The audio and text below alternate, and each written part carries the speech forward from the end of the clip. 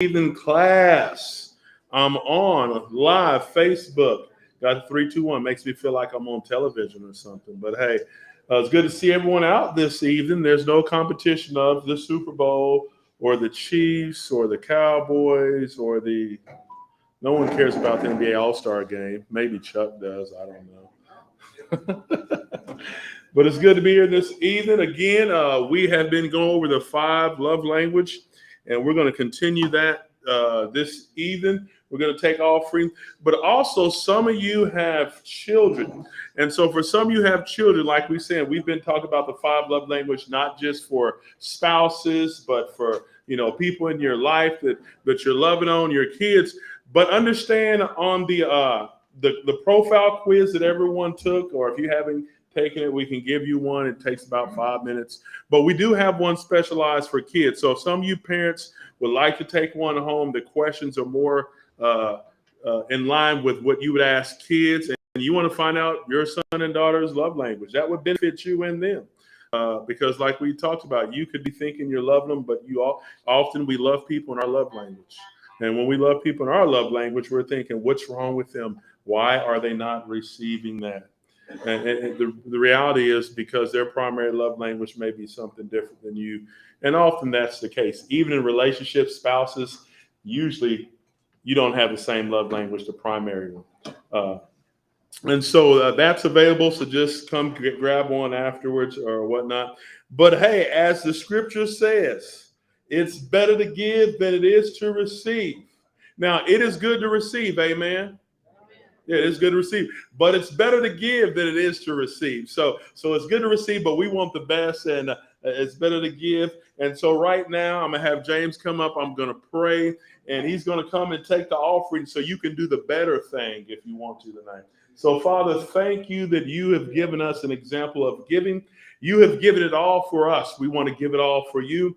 And as we give, Lord, we believe the finances that we are able to give into your kingdom, that it will stay in your kingdom, it will work in your kingdom, and it will no longer at all work in the kingdom of darkness from this day forward. We bless you. We praise you. We believe that, and you will give back to us. Good measure, pressed down, shaken together, and running over as your promise is. And we receive that in Jesus' name. Amen. And so as James comes around, hey, I'm just going to welcome you, the people, the couple that's going to speak to you tonight about love language. One of them, she can really talk, but she's awesome. No, but the couple is Bruce and Kim Lester. They're going to come. They're going to share with us this evening. And so will you welcome Bruce and Kim Lester to the front? Come on, y'all got to come out here. Look, you got ovation. A what? Yeah, I know. Ovation. We had that when we came in. Who's starting first? Oh, he is. Oh, wow. I'm going to have y'all battle. I was going to say that. That was my line. Wendy said diary of the mouth. No, she said both. All right. Are you on? She's in the picture. That's what she wanted. That's what I wanted. So there we are. What's up with me tonight? I don't know. Okay. Well, we better get started. It's like a comedy routine. Yeah, it is. Now you're supposed to say. Just do it. Okay. Actually, it's not. It might turn out that way. Who knows? But I'm glad you've come tonight. I believe that this, what we're going to talk about, what Chris did, what we've been doing for the last couple of weeks, can and will stay with you the rest of your lives. And it can change relationships, not just marriage relationships, but relationships with people that you work with, people that you think are difficult. But when you find out really their language of communicating, it smooths a lot of things down, or over. And so we're going to just start. Actually, our major love languages were basically the same as Chris and Wendy's. So I'm just going to go through all of them, and I'm not going to spend a long time on a lot of them. But some of them are kind of self-explanatory. We got some stories right out of the book here. I'll read. How many of you have actually read the book? Amy did. All right. Well, what we're doing is even more important then, because not everybody's read the book. I would encourage you to do that because it's just great. If, say somebody was coming to your house and they're going to do some work, say in your kitchen, they're going to remodel it. And I said, I ran off without my tape measure. But I think my arm is about, from my elbow to my knuckles, about 1 foot. Would that be good enough? Would you go out in the garage or somewhere and say, I got one?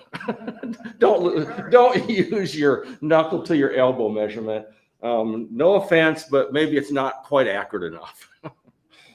And so why? Because that's a pretty important tool. It's a measuring tool. Every carpenter, almost any tradesman of any kind, almost, anyway, they use tape measures, and for good reason, right? We need a tape measure to be accurate as we can. That's what these are. These are tools. Tape measure is a tool. This is a tool that you can put in your tool belt, tuck it away, use it often, but it's there for you to use. And so I'm just going to start speaking. The first time I read this, I thought, gosh, speaking a different language, is it really that accurate? We're both speaking English, but when we get into love languages, it is almost like a different language. If somebody's in here, say, helping me prepare the room, I didn't know them, I just was in a hurry, and I said, can you move the chairs? Can you take the chairs down? And I got to go run and do something else, and I'll be back in a few minutes. And I come back, and they're just sitting there smiling at me. I said, can you help me? And they just nod their head, and I go run off and do something else, and come back, and they're still sitting there smiling and nodding their head. And then they say something in French, and then I know that we are not communicating at all. And so sometimes it can be that way in a marriage, but not just marriage, out in the workplace, where how many of you have tried to communicate with people and something just did not work? You're both speaking English, but the results just weren't there. So anyway, the first love language, Chris talked about this, and I'm just going to go through it because words is my wife's. Was it your first one or second? I should know that, right? You should. It was pretty much tied. Okay. I knew it was right up there. Words of affirmation. Mark Twain said, I can live 2 months on a good compliment. So good words, verbal compliments, encouraging words. Encouraging has the word courage in there. Sometimes that means that you encourage somebody, even though they might not quite be getting the job done, you encourage them anyway. You don't encourage them based on everything they've done. You encourage them to bring something out of them that hasn't come out yet. So encouraging words. There is potential in everybody in this word. And some of you, how many have taken the test? How many of you, words of affirmation is your top love language? Okay. So especially for those people, there's potential, and to bring it out, it has to come out with words of affirmation, compliments, encouraging words, words that say, I care. I know when I care, and kind words. And I'm going to I know this is I've got things marked. I got things falling all over, but you're just going to have to just put up with this because I am. I want to read this. She sat down and said, Dr. Chapman, I got a problem. I can't get my husband to paint our bedroom. Have you ever had that problem? I've been after him for 9 months. I've tried everything I know. I can't get him to paint it. And I says, well, last Saturday was a good example. You remember how pretty it was? You know what my husband did all day long? He washed and waxed the car. Unbelievable. What an animal, huh? So what did you do? He said, I went out there and said, Bob, I don't understand. Today would have been a perfect day to paint the bedroom. Here you are washing and waxing the car. And so he asked, did he paint the bedroom? No, it's still not painted. I don't know what to do. And he said, let me ask you a question. Are you opposed to clean and wax cars? She says, no, but I want the bedroom painted. Are you certain that your husband knows that you want the bedroom painted? I know he does. I added that a little bit of emotion there because I know that's how it come out. I have been after him for 9 months. And he says, let me ask you one more question. Does your husband ever do anything good? I love that because sometimes that's what we hear, isn't it? If we're being nagged or something, we wonder, do I do anything good? And that's not a good position for anybody if you're nagging somebody, don't ever put them in a position where they think that you think that it's hopeless, because then they're not going to try anymore. So, okay. So let me ask you a question. Does your husband ever do anything good? It's like what? Oh, like taking out the garbage, cutting the grass, getting bugs off the windshield of the car that you drove, or putting gas in the car, paying bills, hanging up his coat. She says, yeah, he does some of those things. And he says, I have 2 suggestions. One, don't ever mention painting the bedroom again. And he says, don't ever mention it again. And she says, I don't see how that's going to help. And he says, anyway, a few days went by, and he says, yeah, let's see, is this where I want to be? 3 weeks, 3 weeks later, however, she came back to my office and said, it worked. She had learned that verbal compliments are far greater motivators than nagging words. And we've all done it. We've all seen it. Like that commercial says, we've all seen it. And we've all probably done it. And anyway, I'll get there later. Words of affirmation, that would include words of forgiveness. Forgiveness is not a feeling, it's a commitment, and it's a choice to show mercy. Verbal compliments, encouraging words. I know that Chris went through this, but I just started at the beginning and I'm going through it again real quick. Kind words, words of forgiveness. And so she hasn't tugged on my shirt yet. So Well, I'm about to. okay. And one other area is when you're doing this, anything you do publicly, it amplifies. So if I give my wife a compliment in public, that even carries more clout than at home. And something else that's just the opposite of that is if I say something behind her back that's good about her, eventually that stuff usually circles back. Okay. And that's good too, because she says, I wasn't even there, and you were, praising me or encouraging some kind of compliments. And so both of those, be cautious of what you do in public, because if it's good, it's amplified. If it's bad, and sometimes I felt that. Okay. If it's bad, it's amplified too. And so, all right.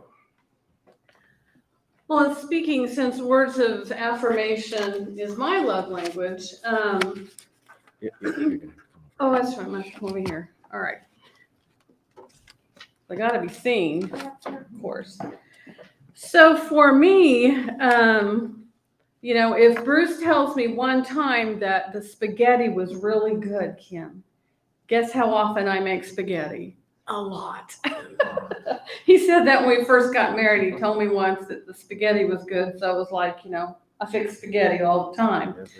But, if this is your love language and you are insecure in some areas, and your spouse or, somebody that you works with that understands your love language, knows that that's your love language, that goes a long way. That builds, a lot of worth and confidence. And I will say that, when he talked about encouraging words of courage, that has spoken to me greatly throughout our marriage. Somehow Bruce caught on early on that, that was part of my love language. And he's been my biggest cheerleader, especially in my jobs that I've had. There was one where I was going to go to work for a bank and I was working somewhere else, but he just told me, he says, Kim, I just see you in this certain position. I just think you could really do that. And I never would have thought that, but I went for it and I did it. And you know, that just was throughout our marriage, and words of forgiveness. You know, if you've ever needed to hear those words of forgiveness, they go a long way. And if that's, I mean, that should be all of our love language. But you know, the words that we speak, it's either we're looking for justice or forgiveness. And so, you know, I'm dare to say that it needs to be words of forgiveness.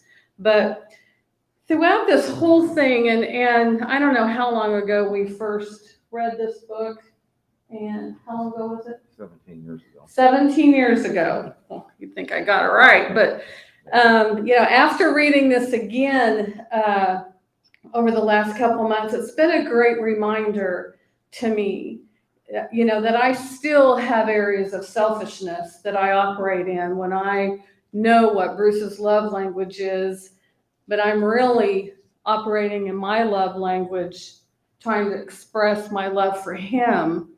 And, you know, he understands my love for him, but, you know, if I really want to fill up his tank, then I'm going to communicate with him in his love language. And it's like, is Doug in here? I think he'll like this. Are you awake, Doug? Yeah, your eyes closed. It was like, you know, retraining your brain. I had to, you know, we have to retrain our brain, and we have to retrain how we think. And we have to be very, really intentional and on purpose. That if I want to really have, you know, the best marriage, the best relationships at work, the best friendships. I mean, I'm still, in thinking about this, reading this book again, thinking of relationships, you know, mine is words of affirmation. Yes, I'm a babbling brook. I am. I will send Wendy a big, long, flowering text, and what do I get back from her? Okay.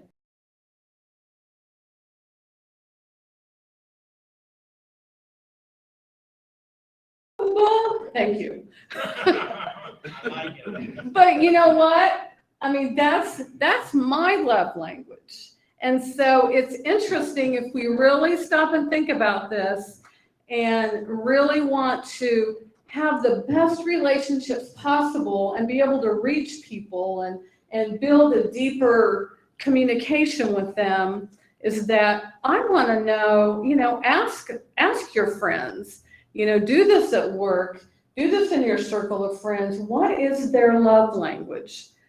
And then, you know, sometimes it's hard work. Man, I got to communicate this way and this way and this way and this way, but it's worth it. So anyway, I just wanted to mention those things on words of affirmation, because that's fine. Did you tell me to sit down? No, I said there's tea there. Okay. Don't sit in the tea. I got so much up there, I can't. All right. I know I seem like I'm a mess, but I've got notes from all kinds of different things.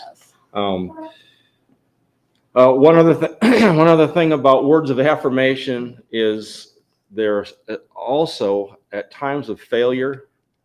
If you've done something that you knew you blew it, and at those, it's critical. If you are a friend or a husband or a wife, that you come in with words of affirmation, because that's what's needed at that point. When I fail, I know it. Okay.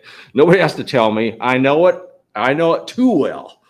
And so for someone to come in and tell me, well, if you'd have just done it this way, or if you'd done this, or I told you so, or one of those things, that's not going to help me at all. So if you're in that position, words of affirmation.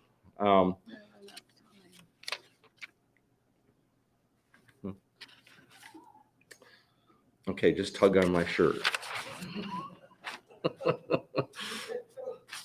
We have some communication going on here. I don't know if it's higher or lower than most communication, but it is communication.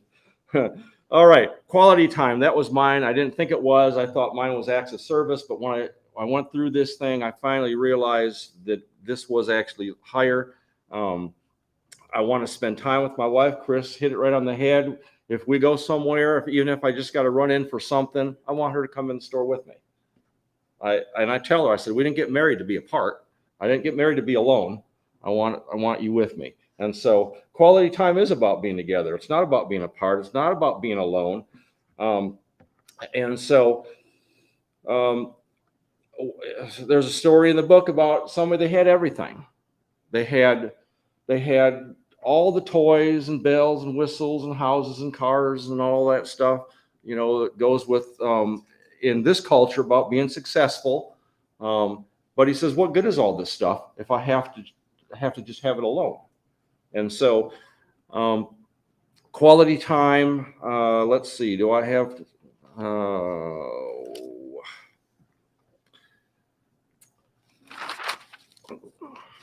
let's go read. Let's read this story. And I should have, well, I didn't know what all these meant, but early on in our marriage, when he was doing a lot of studying, especially in the children's churches, especially in the children's churches, he would like spend all day on a Saturday studying, preparing for Sunday. And what did I want to do? I wanted to go run around on Saturday with maybe my sister, my friends, do this. But he would tell me, he said, I would just like for you to be home. And I thought, well, you're in with the door shut. You don't even know that I'm there. Well, he knows that I'm there. Well, why do I have to stay home all day? And I would say that I probably was a little resentful at times, but once I understood that that's his love language, is that him just and then if you look at in the big picture, is that, gosh, I have somebody that actually wants to be with me, that wants me to spend time with him. So I touched your nose. So I did that now. That's part of her love, her love language is touching. All right, here's a story. The husband who says, those apple pies you make, wouldn't it be possible for you to make me one this week? No. Now, I could have said that several different ways, but I could have said, those apple pies you make, would it be possible for you to make me one? Does that sound better? A little. Okay, a little. Maybe.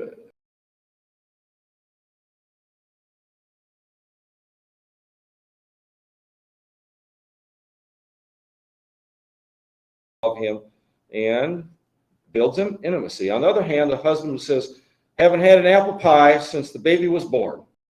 I don't know. I find some of this amusing because, anyway, we've all went through these things. Don't guess I'll ever get any more apple pies for 18 years. Has ceased being an adult, has reverted to adolescent behavior. Such demands do not build intimacy. The wife who says, do you think it would be possible for you to clean the gutters this weekend? Is expressing love by making a request. Actually, I didn't say that. Do you think it would be?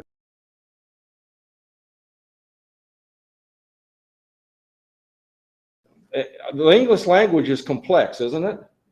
I mean, you can put a little emphasis here or there and it changes everything. So we just need to be careful. So that's expressing love by making a request. And I'm a big advocate of, if you want something, ask for it. A friend or a wife, if you ask, so they know. You think, well, they ought to just know. Not always. So, but the wife who says, if you don't get those gutters cleaned out soon, they're going to fall off the house. They already have trees.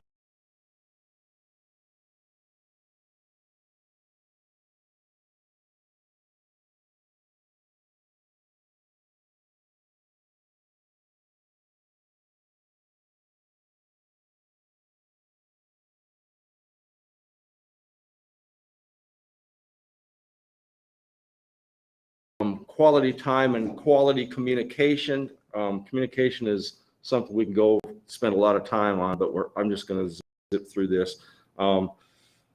Make eye contact.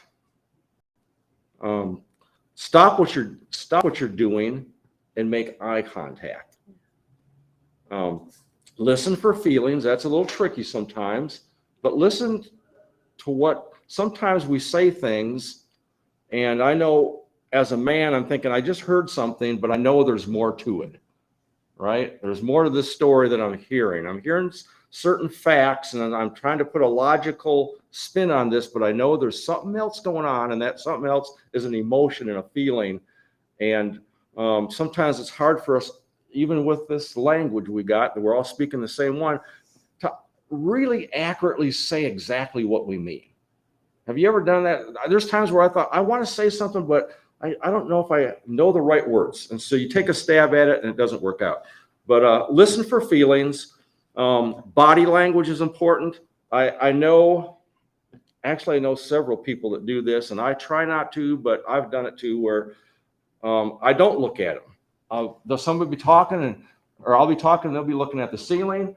I actually know somebody that'll come into the office and he'll keep leaving and coming back and leaving out the door and coming back, and I'm looking like, aren't we talking?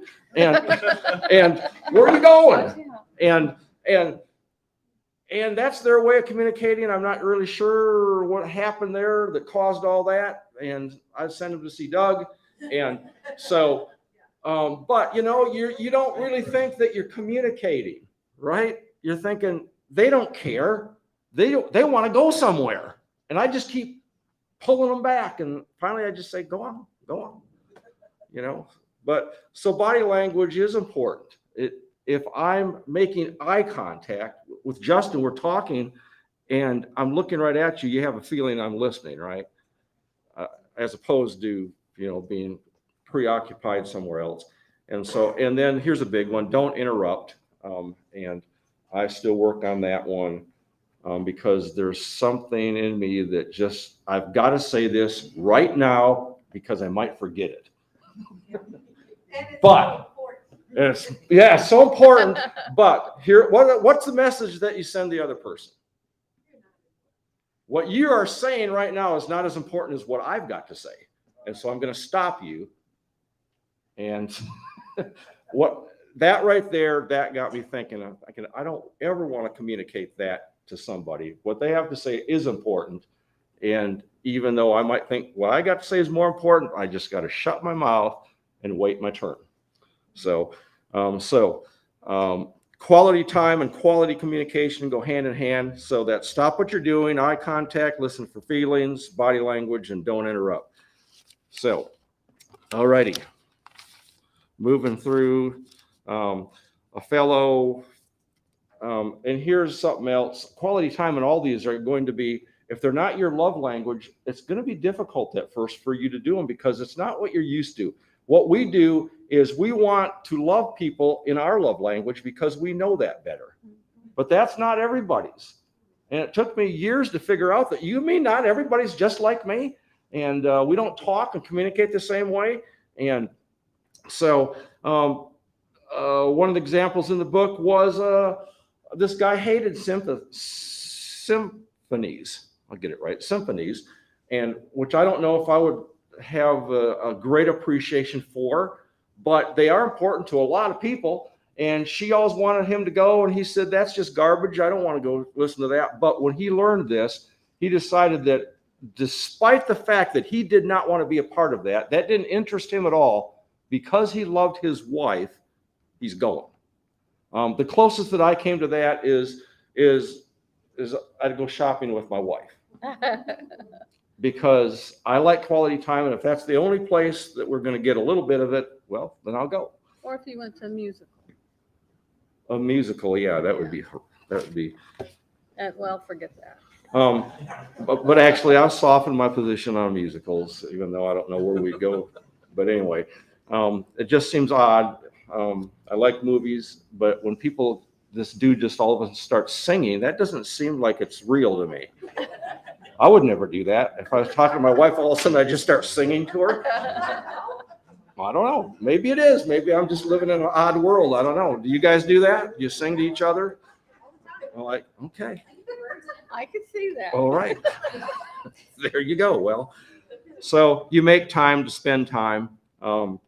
And I know we're all learning, but let's move on to receiving gifts. Oh yeah, I brought this. Cheryl, I think of you, and I also think of Children's Church training is you always have a visual aid. And so receiving gifts, you think, oh, that's superficial, but it is not superficial. Receiving gifts, what someone whose love language is receiving gifts, it's a symbol of love. It's just an actual symbol. You can hold it in your hand. This is actually, it's not a symbol of love, it's a symbol of something else. I'll get there in just a second. You can hold it in your hand. They remember it. They put it on a shelf. They can look at it. They can remember the feelings and emotions they had when that was given to them and what it meant. Okay? That's why receiving gifts is not just, oh, I'm getting something. You know, that even goes against what Chris said in the beginning, that receiving is better than giving. And so, but how many of you have ever received a gift that really meant something to you? Somebody actually took the time to go out and buy it. They thought about it. They purchased it. They wrapped it up, made it look pretty, put it in a package, and to say, I was thinking about you. Here's something. That means something. It's a symbol of love. This is a symbol of a vacation. I don't know if I had a symbol. Well, we probably have symbols of love. I just grabbed this on my way out the door. Well, This is that heart canvas. Oh yeah, well, I don't have that with me. So this is a bucket of coal. A bucket of coal. Where would we have went on vacation to get a bucket of coal? The North Pole. West Virginia. West Virginia. Yeah, so somebody else said it back there. We had some family out there for many years, and I always liked symbols of vacations. And so I dragged back little canoes and ducks and T-shirts and hats and you name it. I've got stuff all over the house. A pelican. Yeah, we got a pelican down. And so anyway, this is a bucket of coal. And every time I look at it, I think of West Virginia, because they produce a lot of coal out there. So receiving gifts, I've got a wedding band on. That is a symbol of something very important. And I know it's just a ring. We use it in the wedding commitment, the wedding vows, and is what I'm trying to say. And it is important. There was a time in our marriage where she wanted to go buy new ones. But because this one was the original, I said, this one's the one that has meaning. If we just go out and buy another one, that's just buying diamonds. And she knew that. I didn't. I finally connected the dots. And so said, if you want a diamond, I'll buy you a diamond. But as far as a new wedding ring, this is the one that means something. And the one she's got on, that's the original stuff. And I know there's bigger stuff and better stuff now and more expensive stuff, but this one's the one that's got the meaning. And so, you never take it off. I took mine off once. I worked at a place where we did fabrication and I'd ruined it, and I might even hurt myself with it. And so I put it in my pocket, and one day it came out of my pocket and I didn't know it. And when I got home, I reached in, it wasn't there. And I knew it was in this great big old gravel parking lot somewhere. I knew that when I took my keys out of my pocket that it probably came out with it. And I didn't have it for months. And one day walking in, I looked down, and there was my wedding ring. And I thought, my gosh, isn't that amazing? And so I told Kim that I was really good at finding things. Yes. So, but let's move on. Here's a great story. It's a little lengthy, but I think it's worth going to here and reading. Did you have anything? Yeah, go ahead. Okay. All right. They attended, this is Gary Chapman's story, I'm going to borrow. They attended my marriage seminar, and I was hearing their story 15 years and 3 children later. And she said, God used you to perform a miracle in our marriage.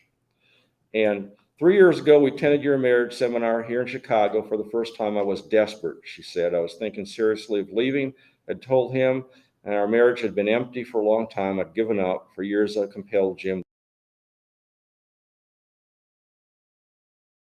Responded, I love the children. I knew that they loved me, but I felt nothing coming from Jim. In fact, by that time, she says I hated him. So things were pretty bad there. He was a methodical person. He did everything by routine. He was as predictable as a clock, and no one could break into his routine. I don't see anything wrong with that. But just kidding. I don't care how good you are at something. If you take it too far, it's not good anymore. Okay.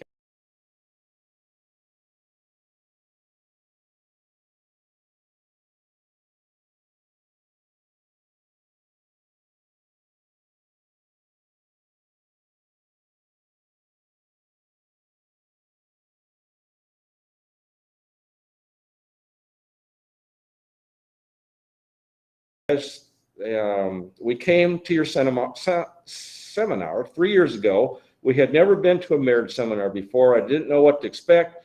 I didn't frankly expect much. I didn't think anybody could change Jim during and after the seminar. Jim didn't say much. He seemed to like it. He said that you were funny, but he didn't talk with me about any of the ideas in the seminar. I didn't expect him to. I didn't ask him to. And as I said, I'd really already given up. Saturday, the seminar ended on Saturday afternoon. Saturday night and Sunday were pretty much as usual. But Monday afternoon, he came home from work and gave me a rose. Where'd you get that from? I asked. So I bought it from a street vendor, and I thought you deserved a rose. I started crying. Said, "Oh, Jim, that's so sweet of you." On Tuesday, he called me from the office at about 1:30 and asked me if I thought about his buying a pizza and bringing it home for dinner. He said he thought I might enjoy a break from cooking dinner. I told him I thought that was a wonderful, great idea. So he brought home a pizza. We all had fun together. The children loved the pizza and thanked their father. I actually gave him a hug and told him how much I enjoyed it. On Wednesday, he brought each children a box of Cracker Jacks, and he had a small potted plant for me. He said he knew the rose would die, and he thought I might want something that would actually be around for a while. I'll interject. Sometimes if our love language is gifts, but sometimes there's a practical side to us where flowers are too impractical because they die. We like the gesture, but if that's your love language, sometimes it becomes overwhelmed with just being so practical that you don't want to spend the money on something that's going to die in 3 days. And so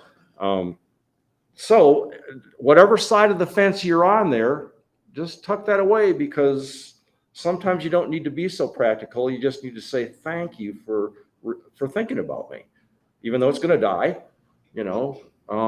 and if you're the giver, maybe the plant would be a better way to go. And that would actually complete that love language there. On Thursday night after dinner, he handed me a card with a message about his not always being able to express his love for me, but hoping that the card would communicate how much he cared. That's a good idea. If you have a hard time expressing your love, man, Hallmark seems really good at that. And if you're the one receiving it, don't be offended. I mean, we're all trying here. We're not all experts at this stuff. Nobody is. And so, anyway, and again, I cried and looked at him and could not resist hugging and kissing him. So, within less than a week, she hated him. And now she couldn't resist hugging and kissing him. So why don't we get a babysitter on Saturday night and the two of us go out for dinner, he suggested. That would be wonderful, I said. On Friday afternoon, he stopped by the cookie shop and bought each of us our favorite cookie, and kept it as a surprise. And by Saturday night, she said I was in orbit. How quickly things can turn around. Yeah. Because this is amazing, really, at the power of words and speaking a love language. I was enjoying every minute of it. After our dinner at the restaurant, I said to him, Jim, you have to tell me what's happening. I don't understand. She looked at me intently and said, Dr. Chapman, this man has never given me a flower since the day we got married. He never gave me a card for any occasion. He always said it's a waste of money. Look at the card, throw it away, yada, yada, yada. I'm kind of skimming through here trying to just get the good stuff. And anyway, here's what he said. He said, I told her that I had listened to your lecture on love languages at the seminar and realized that her love language was gifts. I also realized that I had not given her a gift in years, maybe not since the time we've been married. So he'd done some thinking and he got it. He connected things. And I remember that when we were dating, I used to bring her flowers and other small gifts, but after marriage, I just couldn't afford it. I told her that I decided that I was going to try to get her a gift every day for 1 week and see if it made a difference in her. And I had to admit that I'd seen a pretty big difference in her attitude during the week. Yeah, I'd say. I told her that I realized that what you said was really true and that learning the right love language was the key to helping another person feel loved. What a great turnaround.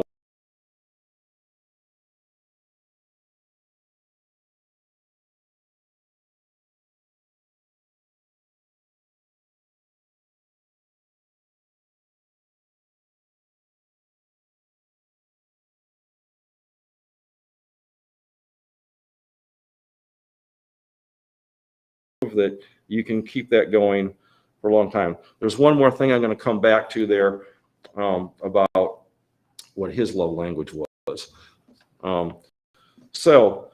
Receiving gifts, pretty important. They're symbols, they're real. They're something you can keep in your hand to remind you of something that was really important, some thought, some loving thought. So I just want to say that I think, we're over halfway through now, but that we should be getting this. We should be understanding that this is, totally putting our selfishness aside. And, that my commitment to my husband, my commitment to my workers, to the people I work with, to my children, is, how can I fill their love tank? And I can't fill it necessarily with how my love tank is. And ultimately, what always happens, though, especially in the kingdom of God, but even in this practicality of it, is that in doing so, my love tank's going to get filled. I'm going to see great joy. I'm going to reap those benefits. But we need to go about this, putting ourselves aside. And how many of us, just get frustrated with our interactions, our relationships with our spouse, with our friends, with our children, with the people that we work with, to just thinking, I don't get it.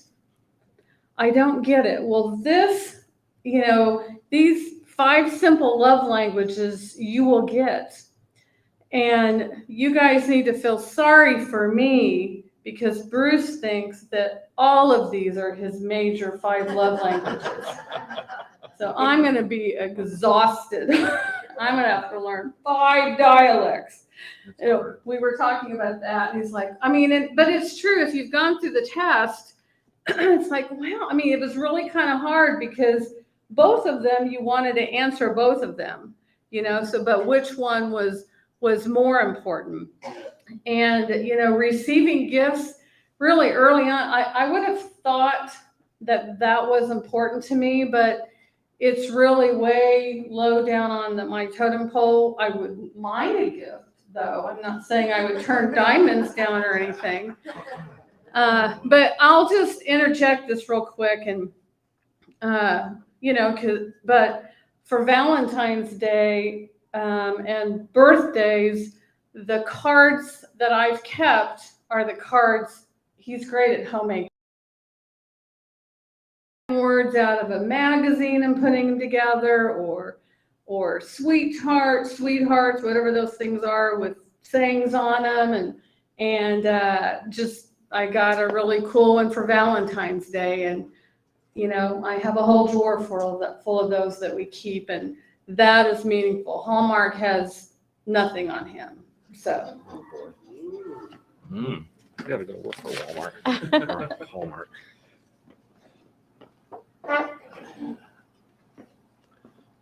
Well, I don't necessarily like going to Walgreens and going through all those carts.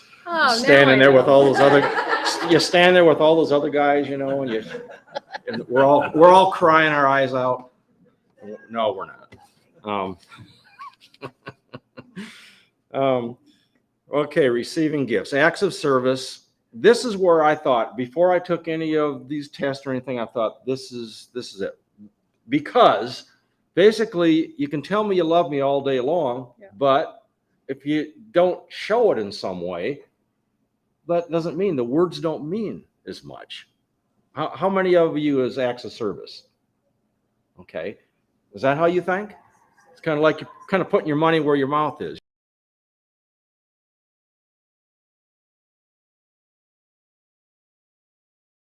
On that one. Cliff, all right. Good.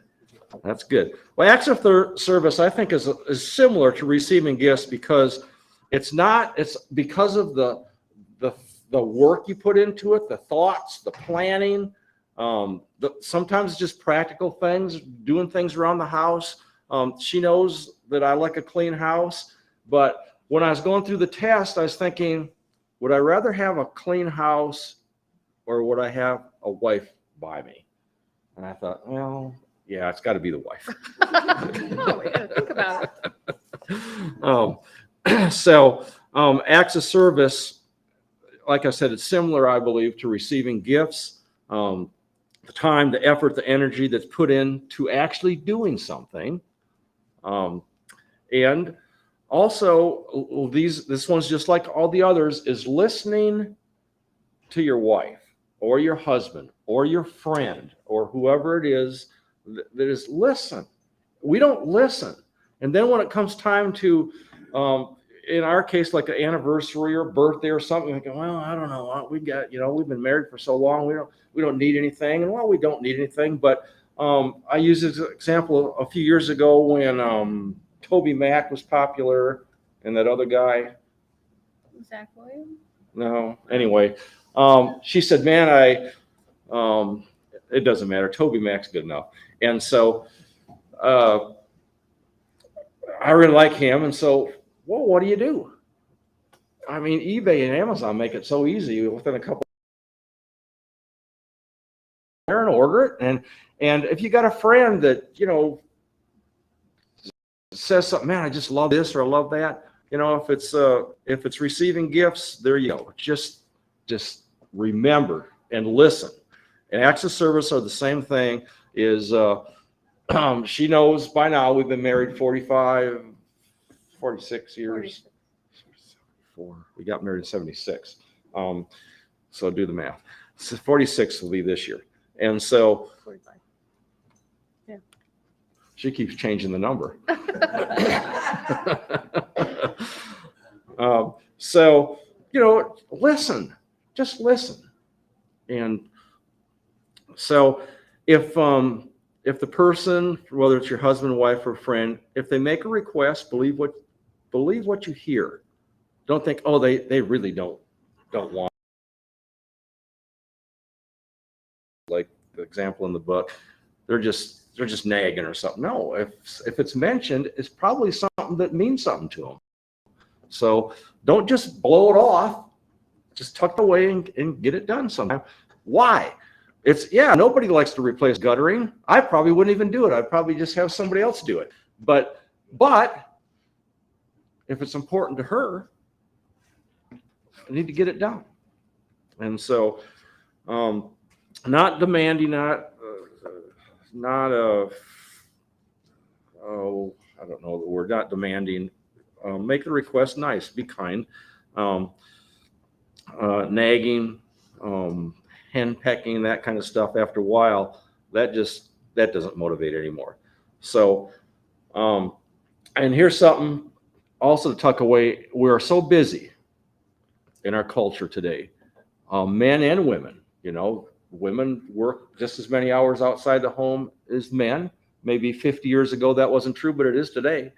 And so we used to say when a man comes home, he doesn't want home to be a workplace. He just got out of the workplace. He doesn't want to have to come home to a workplace.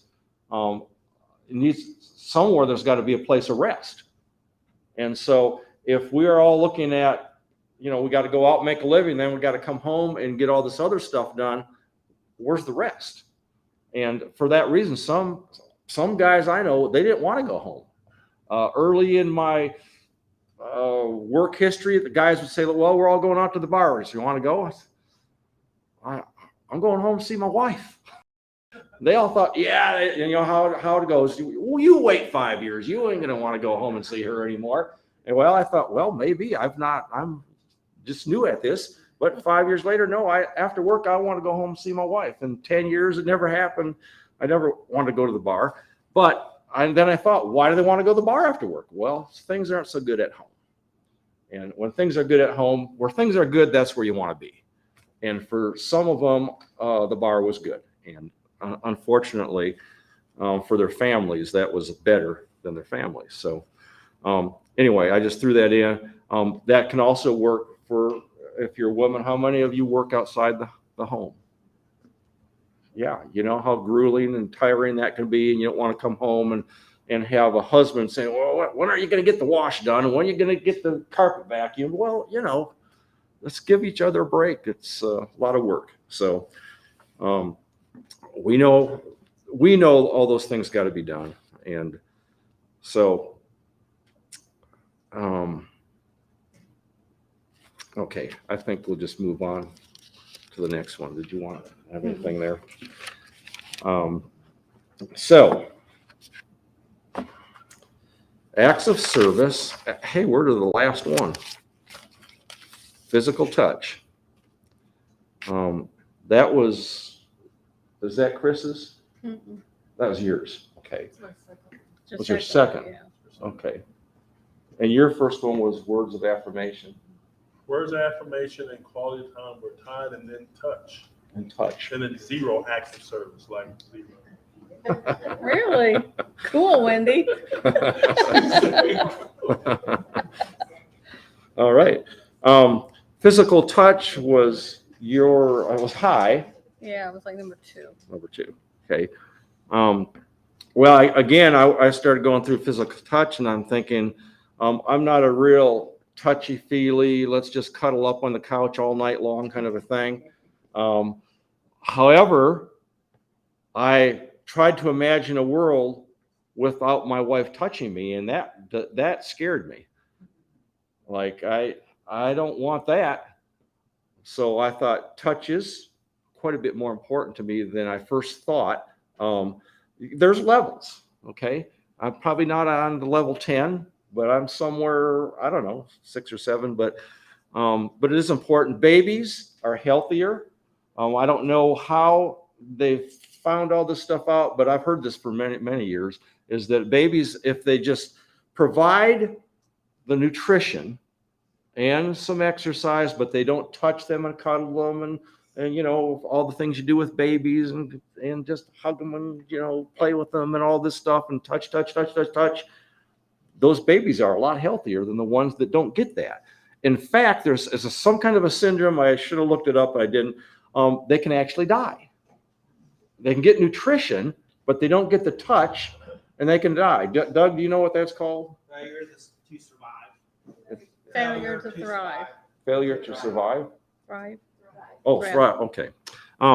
So that's amazing to me. You can provide all the physical things, but the touch, you take that away, and they're not going to survive.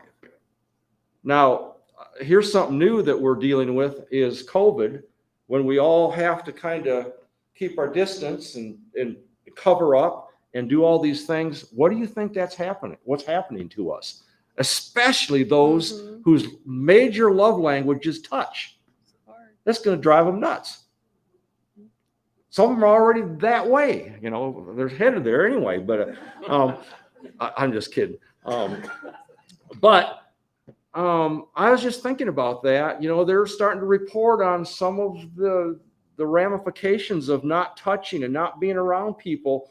And those of us that, you know, when I was younger, we all talked about us young men that, yeah, let's go to Alaska and live up in a cabin and live off the land.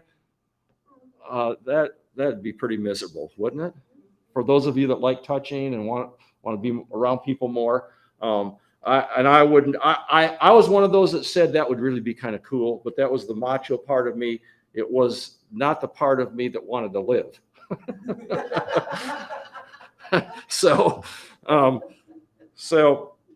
anyway, we are healthy, even though at times we might not like it. I remember the pastor, it was one of these things, stand up and go to somebody that you don't know and give them a hug and ask them their name or something, one of those kind of things. Fellowship, related kind of whatever we call that when we do that. And so I went to this guy sitting a couple rows behind me, and I didn't know his name. He'd been in church a few while, and I made a move to give him a hug. Oh my gosh, that was the wrong thing. He is like I just sprayed him with pesticide or something. He just went like that, and so there goes the tea. And so I thought, boy, he don't want the touch thing, but so anyway, touch. How important is touch? How many of you would be your love language? That's close. Okay. Did you raise your hand? Like level 15. Oh, 15. 15. All right. So she's going to get a hug.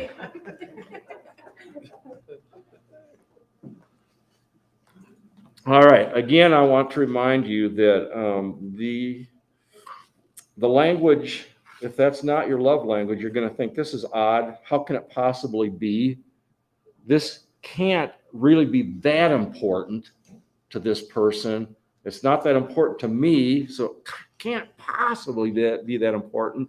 But don't assume that. Don't assume that touch that brings pleasure to somebody, and that's their love language, or what brings pleasure to you is not what would bring. I'm having trouble with words. Would also not bring Let's start again. Don't assume that touch that brings pleasure to you also brings pleasure to somebody else, because there's a lot of ways to touch. I mean, there's a hug, there's something more intimate, a kiss, and in different parts of the world, they say, like over in Europe and stuff, there's a hug and a kiss. Well, maybe not quite as.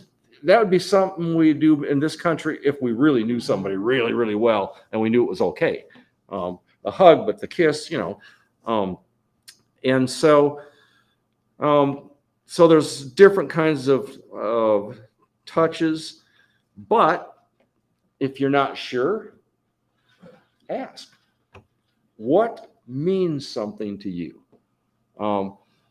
If someone is a waitress and they have somebody, pinching them in the bottom there, they might not think that touch, even at home, that kind of touching is so good. So just ask. You might think it's really cute to, pinch your wife's bottom, no big deal, but maybe she doesn't think it's so cute. It's a reminder of something that she didn't really think was so great.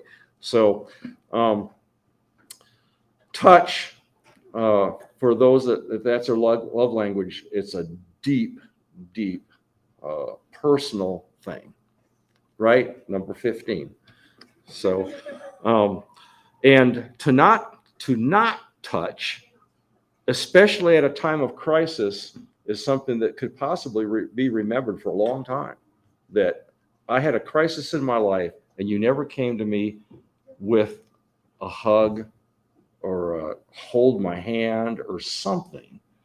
Now, if that's not your love language, you think, well, that's ridiculous. I just told her that I loved her, I cared about her, but it's that intimacy of that, of holding a hand, of a hug, maybe a hug that lasts more than just a second.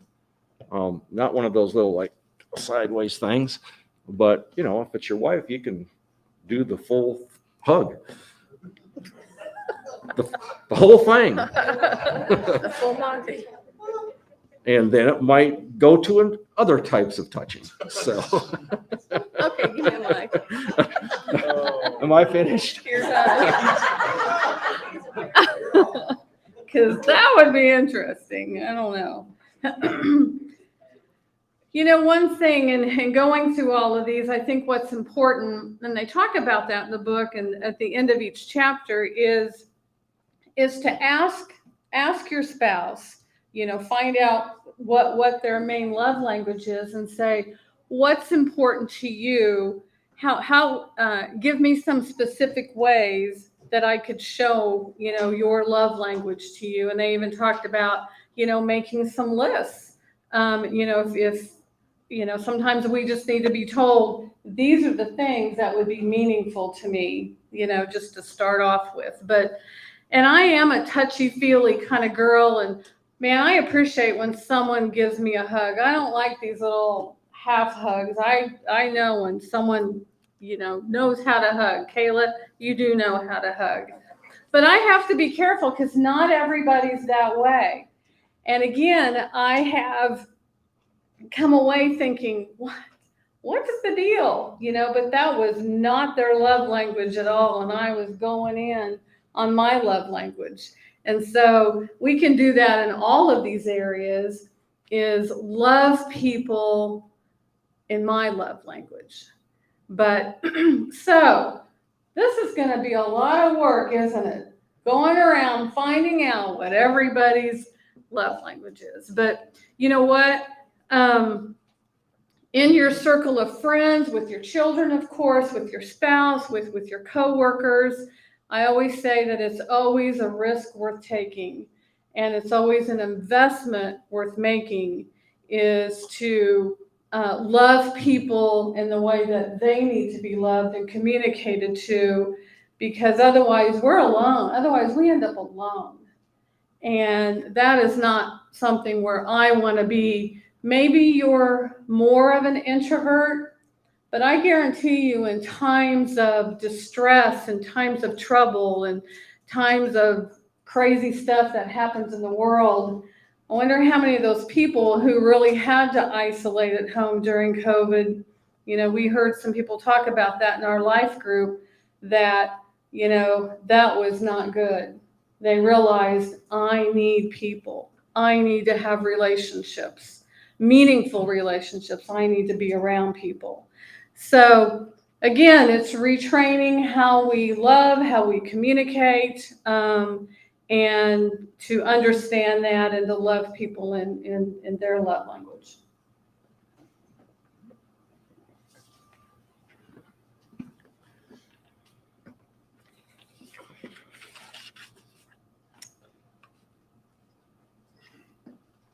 All right, I think we're coming to the end here.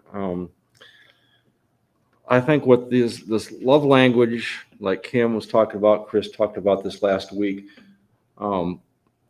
it's really about being unselfish. That's the bottom line, is, am I willing to bring something good out of somebody else, even though it's going to cost me? I might not be real comfortable because I'm going to have to learn a new language. I'm going to have to learn how to speak French. I'm going to have to, and I don't know about you, but I dropped out of Spanish after a semester because it was hard and they let me.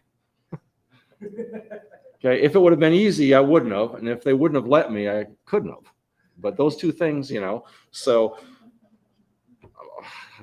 boy, today I sure wish that I would have continued and been fluent in that. But a freshman in high school doesn't have a lot of discipline. I'm hoping that you as adults have a little discipline and you care. Yeah. You care about whoever that person is, and that you're willing to learn another language, and it's not going to be yours. Generally, people with the same, you kind of piece it together, but you might lose a little bit in the translations. And so you got to learn their love language. And that means that you have to put in the effort. You have to have the desire. You have to put in a little effort. And frankly, I don't think it's that hard. It just, you have to be willing. Yeah. Just have to be willing. And you have to care enough about that other person to do that. So love, we started, I talked a couple weeks about what love is. It's just from cover to cover in the Bible. I don't know why we are so confused about love. It's talked about probably about as much as anything in the Word of God. But still, we come away kind of confused as to what it is and what it isn't. And I don't think there's just one definition, but it is a choice that we make. It requires effort. And I'm motivated to do it because I want her to be able to be better. It's going to benefit me, but I want her to be better. And I want my relationships with you to be better. And that's a lot to chew on. That's a lot of work. And but as we go, what else do we got to do? We've got each other. And so let's take care of each other. I heard this. I thought it was good. Love doesn't erase the past, but it makes a bright future. So I'm done. she done? Are you done? He's not done. Okay. We have a pastor. I mean, he's anointed and gifted to pastor. You have the prophets, you have evangelists, you have teachers, and all those are gifts to the body. And not everyone is a pastor, not everyone will be a teacher, not everyone's an evangelist, because God has specifically set different ones in order. Not everyone would work in children's ministry, youth ministry, adults ministry. Not everyone will have that. But one thing that God will anoint all of us to do, and that's to love. You see that? All of us is given a heart and the ability to receive and give love. And as we preach the gospel, I don't want to just preach the gospel, like the pastor said this morning, and tell people about Jesus, and I don't try to love them well. The power of the gospel is not only to proclaim who Jesus is, but is also to learn to love well. And we can learn to love well. And so as we end tonight, we're going to wrap it up next week. And one of the topics we'll hit on next week in the 5 love languages. Why do you have the love language that you have? We'll hit on that. And I think it'll be very interesting and will help us to understand, why do I have the love language that I have? And how does that relate to God? How does that relate to people? Because it's powerful and it's right. And I'm just excited because I know Jesus' last command was for us to love one another. And I'm just thinking, Jesus is so excited tonight that there's people here wanting to know how to love well. I'm telling you, it's just, he's like, that is awesome. Now, I know as a pastor, I know our pastor has to have a heart, and any leader to say, wow, there's people who want to know how to love well. Not just talk it, but say it, and know that God gives you the ability to love well. Let's pray. Father, I thank you that you have anointed us to love and to love well. And we're growing in love. Loving you, loving ourselves, loving those that are close to us, loving those that we're going to come in contact with in our job, in the community. Lord, may this be a community that loves well. And not just Central Christian Center, Lord, that you will equip us and empower your people, that in Joplin, Missouri, in the Southwest Missouri area, that there will be a people with your heart that loves well. That as we preach the gospel, as we see people healed, delivered, set free, they will also say, we love well, that we will be known as a city of love. And whatever you have to do to bring that around, Lord, do it for your glory. And we thank you for it, and we love you in Jesus' name. Amen. Hey, y'all have a good evening. Good job, Kim and Bruce and Kim.